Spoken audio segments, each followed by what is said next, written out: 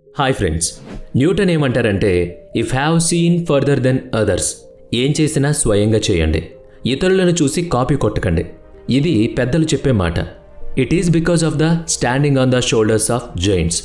ఎవరైతే జీవితంలో ముందుకెళ్తారో వాళ్ళు అన్ని పనులు నేర్చుకుంటారు. అలా నేర్చుకుంటూనే ముందుకు వెళతారు. అందరి సాయం తీసుకుంటారు. ఆస్నీర్ గోవర్ని స్టార్టప్ ప్రపంచంలో గాడ్ ఫాదర్గా భావిస్తారు. చాలామంది అతని నుంచి డైరెక్ట్గాను ఇండైరెక్ట్గాను చాలా విషయాలు నేర్చుకుంటారు. స్టీవ్ జాబ్స్ మెకీ నుంచి మార్కెటింగ్ చేయడం నేర్చుకున్నారు. మైకెల్ ఆంజెలినా లునాడో నుంచి పెయింటింగ్ చేయడం నేర్చుకున్నారు.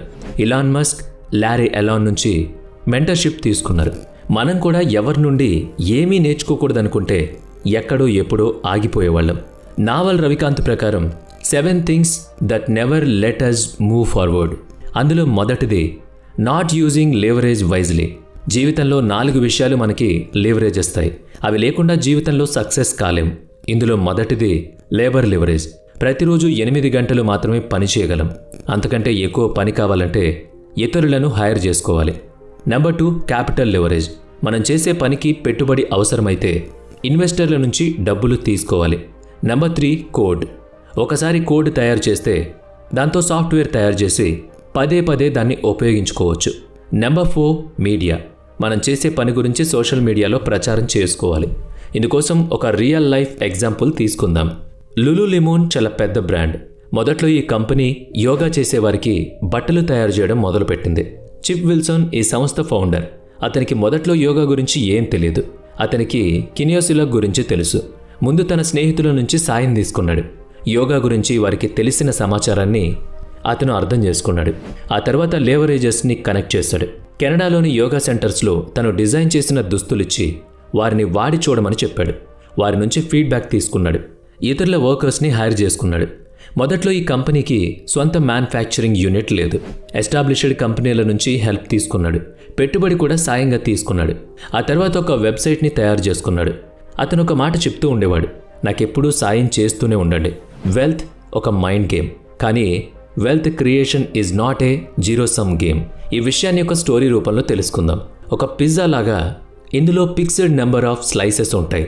ఈ పిజ్జాలో నుంచి ఎవరైనా ఒక్క ముక్క తీసుకుంటే మిగతా వాళ్ళకి తక్కువ ముక్కలు మిగులుతాయి.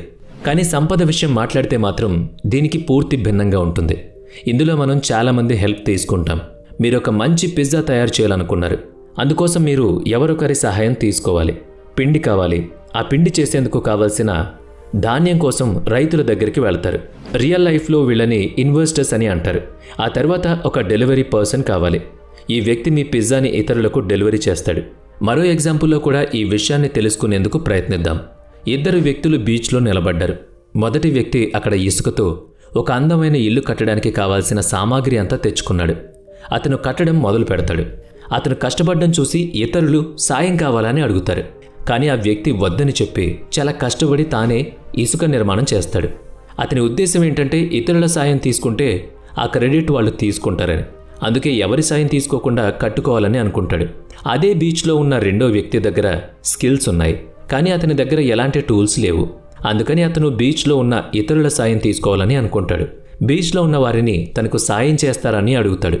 సాయం చేయడానికి వచ్చిన వారికి పనులు పురమాయించి అందరి సహకారంతో అద్భుతమైన నిర్మాణం చేస్తాడు. Foundation in maths and logic. బ్రతికినంతకాలం నెలకి 5 లక్షలు తీసుకుంటారా, లేదా ఒక్కసారి 10 కోట్లు తీసుకుంటారా? ఈ 2 ఆప్షన్స్లో ఏది మీరు ఎంచుకుంటారు అంటే ఎక్కువ మంది 5 లక్షలనే సమాధానం చెప్తారు. కానీ వాస్తవంలో 5 లక్షలు అనే సమాధానం సరైన సమాధానం కాదు. ఒకేసారి 10 కోట్లు తీసుకుని ఎఫ్డి చేస్తే గనక 7 to 9% ఇంట్రెస్ట్ వచ్చినా సరే నెలకు 5 లక్షల కంటే ఎక్కువ ఆదాయం వస్తుంది. అయితే చాలామంది ఏమనుకుంటారంటే 10 కోట్లు మేనేజ్ చేయడం కూడా అంత తేలికైన వ్యవహారం కాదు. అందుకే 5 లక్షల ఆప్షన్ మంచిదనుకుంటారు. చాలామందికి ఏది మంచిదో కూడా తెలియదు. ఇక next, wealth is not a game, status game, zero sum game. దీన్ని గెలిచేందుకు ఒక్కటే అవకాశం ఉంది. ఈ విషయం మరింత బాగా వివరించేందుకు తాబేలు కుందేలు కథ చెప్పాలనుకుంటున్నాం. మనలో చాలామందికి ఈ విషయం తెలుసు. ఈ రెండిటి మధ్య 4 సార్లు రేస్ జరుగుతుంది. మొదటిసారి కుందేలు గెలుస్తుంది. రెండోసారి కుందేలు ఓవర్ కాన్ఫిడెన్స్తో తాబేలు గెలుస్తుంది. ఆ తరువాత మూడోసారి తాబేలు తన ఓపికను బుర్రను ఉపయోగించి తన పని తాను నెమ్మదిగా చేసుకుంటూ పోతుంది. మనకి అదృష్టం బాగుంటే డబ్బులు వాటంతటా అవే వస్తాయనే మాట వినిపిస్తూ ఉంటుంది. ఇది నిజమేనంటారా? కొంతమంది పెద్దలు ఈ లక్ గురించి మాట్లాడతారు. ఈ అదృష్టం 4 రకాలుగా ఉంటుందట. అందులో మొదటిది డమ్ లక్. ఇది అకస్మాత్తుగా వచ్చే అదృష్టం. మీరు ఎటో వెళ్తున్న సమయంలో మీకు చాలా డబ్బు నిండిన బ్యాగ్ కనిపిస్తుంది. అది చాలా రేర్గా జరుగుతుంది, కానీ దీంతో మీ అదృష్టం పండిపోతుంది. ఇలాంటి అదృష్టాలు వచ్చే అవకాశం చాలా చాలా తక్కువ. ఒక రకంగా చెప్పాలంటే ఉండదేమో. ఇక రెండవది లక్ ఫ్రమ్ మోషన్. మనం చేసే అనేక రకాల పనులతో మనకి అదృష్టం వస్తుంది. మీ దగ్గర ఒక ఐడియా ఉంటుంది, దాన్ని మీరు డెవలప్ చేస్తారు. దాన్ని మార్కెట్ చేయడం కోసం ఇన్వెస్టర్ల దగ్గరికి వెళుతూ ఉంటారు. పదే పదే వాళ్ళని కలుస్తూ ఉంటారు. చాలాసార్లు చాలామంది మిమ్మల్ని రిజెక్ట్ కూడా చేయొచ్చు. కానీ ఏదో ఒక రోజు మీ ఐడియా అవతలి వారికి నచ్చి మీకు వాళ్ళు డబ్బులు చెల్లించవచ్చు. Number 3 luck from awareness. మనకు ఆలోచించే శక్తి ఉంటే కొత్త విషయాల మీద కూడా మనకి పట్టొస్తుంది. మీరు ఒక బేకరీని రన్ చేస్తున్నారు. మీకు చాలామంది కస్టమర్స్ ఉన్నారు. అయితే ఆ కస్టమర్స్లో కొద్దిమంది గ్లూటెన్ ఫ్రీ బ్రెడ్ దొరుకుతుందా మీ దగ్గర అని అడిగారనుకోండి, అది మీకు తెలియదు. వాటిని తయారు చేయడం కూడా మీకు రాదు. అయితే నిజంగా బిజినెస్ డెవలప్ చేయాలనుకునే వాళ్ళు కష్టపడి కస్టమర్లు అడిగిన వాటిని వాళ్ళకి సమకూరుస్తారు.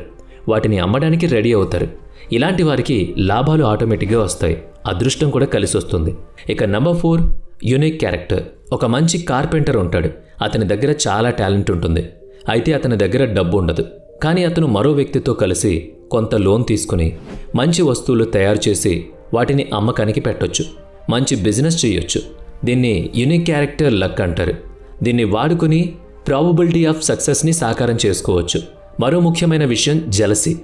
ఎవరి మీదైనా జెలసీ ఉంటే దాన్ని వదిలించుకోవాలి, లేకపోతే అది మిమ్మల్ని దహించి వేస్తుంది. ఉదాహరణకు ఒక వ్యక్తి చాలా లావుగా ఉన్నాడు. అతని స్నేహితుడు చాలా అందంగా నాజుగ్గా ఉన్నాడు. అతన్ని చూసి మొదటి వ్యక్తి చాలా జెలసీగా ఫీల్ అవుతాడు. ఆ జెలసీతో వెయిట్ తగ్గించుకునే పని లేకుండా కోపంతో మరింత తినడం మొదలు పెడతాడు. వెయిట్ ఇంకా పెరిగిపోతాడు. తన ఒళ్ళు మొత్తం గుల్లై చివరికి తనకే నష్టం జరుగుతుంది.